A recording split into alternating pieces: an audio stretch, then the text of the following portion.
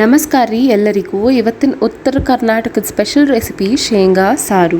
ಮನಿ ಒಳಗ ಬ್ಯಾಳಿ ಕಾಯಿಪಲ್ಲೆ ಏನೂ ಇಲ್ಲಂದ್ರ ಹೊಟ್ಟಿ ಭಾಳ ಹಸ್ದೈತಿ, ಪಟ್ನ ಬಿಸಿ ಬಿಸಿ ಅನ್ನ ಮಾಡಿ ಅದ್ರ ಮ್ಯಾಲ ಒಂದು ಸೂಪರ್ ಆಗಿರೋದು ಒಂದು ಸಾರು ಹಾಕೊಂಡು ಮ್ಯಾಲ ತುಪ್ಪ ಹಾಕ್ಕೊಂಡು ತಿಂದ್ರೆ ಹೊಟ್ಟಿನೂ ಶಾಂತ ಆಗ್ಬೇಕು, ಮನಸ್ಸು ಶಾಂತ ಆಗ್ಬೇಕು ಅಂತಿದ್ರೆ ಈ ಶೇಂಗಾ ಸಾರು ಮಾಡ್ಕೋರಿ. ಒಂದು ಒಲಿ ಮ್ಯಾಲ ಅನ್ನ ಇಟ್ಟು ಇನ್ನೊಂದು ಒಲಿ ಮ್ಯಾಲ ಪಟ್ನ ಶೇಂಗಾ ಸಾರು ಮಾಡಿದ್ರೆ ಅನ್ನ ಬೇಯು ಅಷ್ಟರೊಳಗೆ ಸಾರು ರೆಡಿ ಆಗಿಬಿಡ್ತೈತಿ. ಮತ್ತು ರೆಸಿಪಿ ಹೆಂಗೆ ಮಾಡೋದಂತ ನೋಡೋಣ ಬರ್ರಿ. ಒಂದು ಪಾತ್ರೆ ಒಳಗೆ ಎಣ್ಣೆ ಹಾಕ್ಕೊಂಡು ಜೀರಿಗೆ, ಸಾಸಿವೆ, ಕರಿಬೇವು ಹಾಕ್ಕೊಂಡೀನಿ. ಆಮೇಲೆ ಒಂದು ಮೀಡಿಯಮ್ ಸೈಜ್ ಉಳ್ಳಾಗಡ್ಡಿ ತೊಗೊಂಡು ಸಣ್ಣಗೆ ಹೊಳ್ಕೊಂಡು ಹಾಕೀನಿ.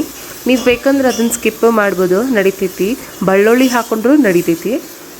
ಅದು ಚೆಂದಾಗಿ ಟ್ರಾನ್ಸ್ಲೂಸೆಂಟ್ ಆಗೋ ಮಟ ಬೇಯಿಸ್ಕೋಬೇಕ್ರಿ. ಆಮೇಲೆ ಒಂದು ಸಣ್ಣ ಮೀಡಿಯಮ್ ಸೈಜ್ ಟೊಮ್ಯಾಟೊ ಸಣ್ಣಗೆ ಹೊಳ್ಕೊಂಡ್ರದ್ದು ಹಾಕ್ಕೊಳತ್ತೀನಿ.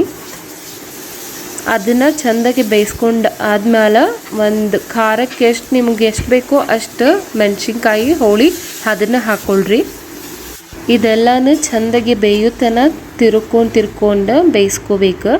ಈಗ ಇಲ್ಲಿ ಶೇಂಗಾ ತೊಗೊಂಡಿನಿ, ನಾನು ರೋಸ್ಟ್ ಮಾಡಿ ಸಿಪ್ಪಿ ತೆಗೆದಿಟ್ಕೊಂಡಿದ್ದೆ, ಅದನ್ನು ಪೌಡ್ರ್ ಮಾಡಿ ಇಟ್ಕೊಂಡೀನಿ. ಹಿಂಗೆ ನಮ್ಗೆ ಈ ಸಾರಿಗೆ ಬೇಕಾಗಿರೋ ಮೇನ್ ಇಂಗ್ರೀಡಿಯೆಂಟ್ ಅಂದ್ರೆ ಶೇಂಗಾ. ಈ ಶೇಂಗಾ ಪುಡಿ ಒಂದು ಬೌಲ್ದೊಳಗೆ ತೊಗೊಂಡು ಅದ್ರ ಒಂದು ಅರ್ಧ ಕಪ್ಪಷ್ಟು ಶೇಂಗಾ ಪುಡಿ ತೊಗೊಂಡಿನಿ. ಅದ್ರೊಳಗೆ 2 ಕಪ್ಪಷ್ಟು ನೀರು ಹಾಕಿ ಮಿಕ್ಸ್ ಮಾಡ್ಕೋಬೇಕ್ರಿ. ಏನು ಗಂಟು ಇರಲಾರ್ದಂಗೆ ಚೆಂದಾಗಿ ತಿರ್ಕೊಂಡು ಒಂದು ಮಿಕ್ಸ್ಚರ್ ರೆಡಿ ಮಾಡ್ಕೋಬೇಕು.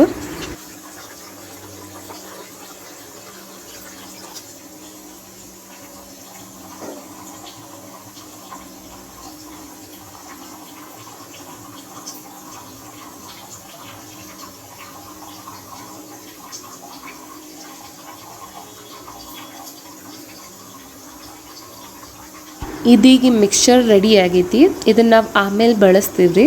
ಸೊ ಈಗ ಚೆಂದಾಗೆ ಉಳ್ಳಾಗಡ್ಡಿ, ಟೊಮ್ಯಾಟೊ ಎಲ್ಲ ಬೆಂದ ಮೇಲೆ 1 ಚಮಚ ಅರಿಶಿನ ಪುಡಿ, ಒಂದು 2 ಚಮಚ ಖಾರದ ಪುಡಿ.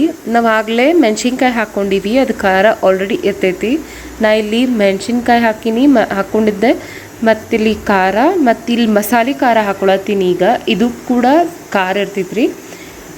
ಸೊ ಬ್ಯಾಲೆನ್ಸ್ ಆಗೋಷ್ಟು ನೋಡ್ಕೊಂಡು ಹಾಕೋರಿ. ಮತ್ತೊಂದಷ್ಟು ಉಪ್ಪು ಸೇರಿಸ್ಕೊಳತ್ತೀನಿ. ಚೆಂದಾಗಿ ತಿರ್ಕೊಳ್ಬೇಕೀಗ. ಈ ರೀತಿ ಎಲ್ಲ ಮಸಾಲೆ ಮಿಕ್ಸ್ ಆಗಿ ಒಂದು ಹದಕ್ಕೆ ಬಂದಿರ್ತೈತಿ. ಈಗ ನಾವು ಕಲಸಿ ಇಟ್ಕೊಂಡಿದ್ವಲ್ಲ ಶೇಂಗಾ ಪುಡಿ, ಅದನ್ನು ಹಾಕ್ಕೊಳ್ಳೋಣ್ರಿ. ಇಷ್ಟೊತ್ತು ರೆಸ್ಟ್ ಮಾಡಕ್ಕೆ ಬಿಟ್ಟಿದ್ವಲ್ಲ, ಸೊ ಅದು ಕೆಳಗೆ ಸೆಟಲ್ ಆಗಿರ್ತೈತ್ರಿ. ಅದನ್ನು ಇನ್ನೊಮ್ಮೆ ಚೆಂದಾಗಿ ತಿರ್ಕೊಂಡು ಅದನ್ನು ಈಗ ಪಾತ್ರೆ ಒಳಗೆ ಸೇರಿಸ್ಕೊಳತ್ತೀನಿ. ಒಮ್ಮೆ ಇದು ಪೇಸ್ಟ್ ಹಾಕ್ಕೊಂಡ್ಮೇಲೆ ಚೆಂದಾಗಿ ತಿರ್ಕೊಂಡು ಮ್ಯಾಲೆ 1.5 ಗ್ಲಾಸ್ನಷ್ಟು ನೀರು ಹಾಕ್ಕೊಳತ್ತೀನಿ. ಈ ಸಾರಿನ ರುಚಿ ಇನ್ನಷ್ಟು ಹೆಚ್ಚಿಸ್ಲಿಕ್ಕೆ ನಾವು 1 ಚಮಚ ಬೆಲ್ಲ ಮತ್ತು 2 ಚಮಚದಷ್ಟು ಹುಣಸೆಹಣ್ಣು ರಸ ಹಿಂಡಿಟ್ಕೊಂಡಿದ್ದು ಹಾಕ್ಕೊಳತ್ತೀನಿ. ನಮ್ಮ ಕಡೆ ಎಲ್ಲ ಅಡುಗೆಗೂ ನಾವು ಒಂದು ಸ್ವಲ್ಪ ಬೆಲ್ಲ ಹಾಕ್ತೀವ್ರಿ. ಅದು ರುಚಿನೇ ಬೇರೆ ಆಗ್ತೈತಿ. ಈಗ ಒಂದು ಸ್ವಲ್ಪ ರುಚಿಗೆ ತಕ್ಕಷ್ಟು ಉಪ್ಪು ಹಾಕ್ಕೊಂಡು ಮಿಕ್ಸ್ ಮಾಡಿ ಚೆಂದಾಗಿ ಬೇಯಕ್ಕೆ ಬಿಡ್ತೀನಿ. ಈ ಸಾರು ಎಷ್ಟು ಕುದಿಸ್ತೀವಲ್ಲ ಅಷ್ಟು ರುಚಿ ಹೆಚ್ಚಾಗ್ತೈತಿ. ನಾ ಇಲ್ಲಿ ಒಂದು 10 ನಿಮಿಷ ಕುದಿಸಿದ ಮೇಲೆ ಹಿಂಗೆ ಆಯಿಲ್ ಸಪ್ರೇಟ್ ಬಿಡೋಕ್ಕೆ ಚಾಲು ಮಾಡ್ತೈತಿ. ಆವಾಗ ನಮ್ಮ ಸಾರು ಆಗೈತೆ ಅಂತ ತಿಳ್ಕೊಬೇಕ್ರಿ.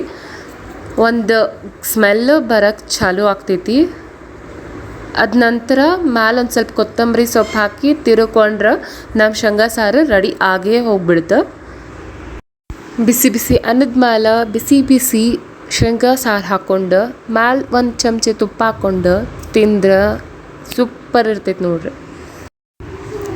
ಈ ಸಾರು ಒಳಗೆ ಚಪಾತಿನೂ ಎದ್ಕೊಂಡು ತಿನ್ಬೋದ್ರಿ, ಭಾರಿ ಟೇಸ್ಟ್ ಇರ್ತೈತಿ.